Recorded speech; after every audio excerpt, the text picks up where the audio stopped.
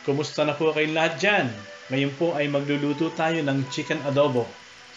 Chicken adobo, halina't magluto tayo.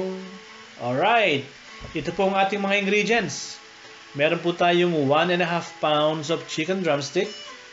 Meron po tayong spring onions, dahon ng laurel. Meron tayong black pepper. At meron po tayong 8 cloves of garlic.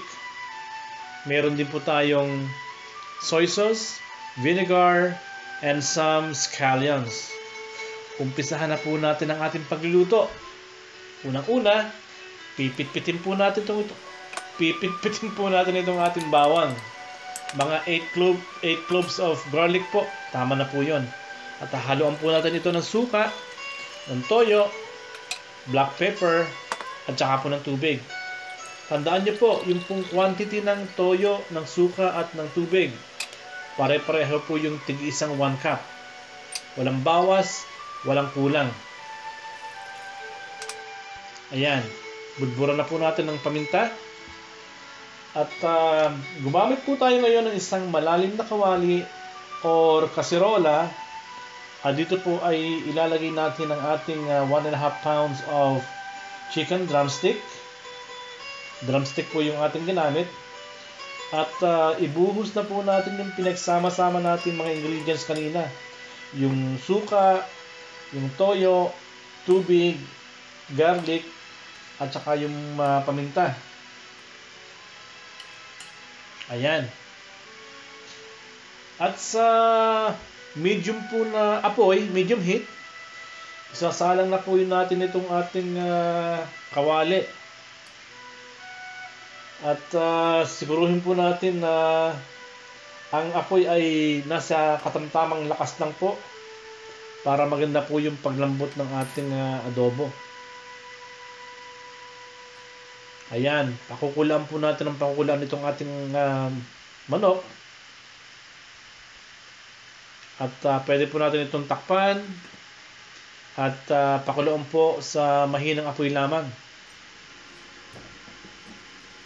Makaraan po ng ilang minuto, idagdag na po natin itong laurel. Ito po ay isa sa nagpapaganda ng lasa to make the adobo more authentic. And then ito pong adobo, napakasimple pong lutuin ito. Pakukulaan lang po natin ng pakukulaan itong manok hanggang sa ito po ay lumambot. Siguro po mga 30 minutes o 40 minutes total. Malambot na po itong ating manok. Ngayon, kung gusto niyo po ng slow cooking, paabutin niyo po ito ng mga 1 oras na pagpapakulo. Ayan. Ang sarap ng amoy.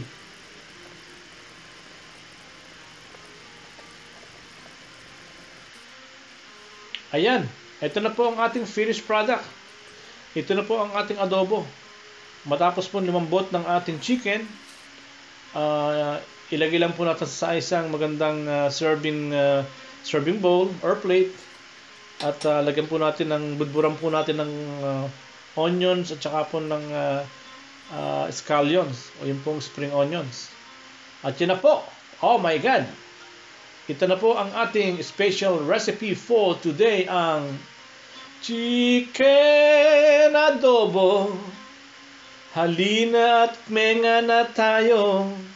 Thank you very much sa inyong panonood. Bon appetit!